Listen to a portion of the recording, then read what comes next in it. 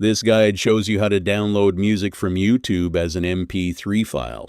If you find it helpful, consider subscribing to the channel and liking the video. It is a simple and convenient feature that lets you download audio to your computer as an MP3 and use it as needed. To begin, find the song you want. Then click your profile icon in the top right corner and select YouTube Studio. Once you are in YouTube Studio, go to the menu on the left and look for Audio Library. You may need to scroll down to find it. Inside the audio library, you will see different tracks and songs available. You can preview any track by clicking the play button on the left.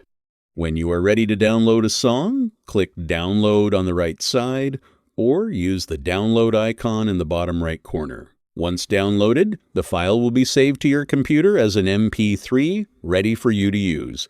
It is that simple. Note, this only applies to audio available in YouTube Studio's audio library, not copyrighted music from regular YouTube videos.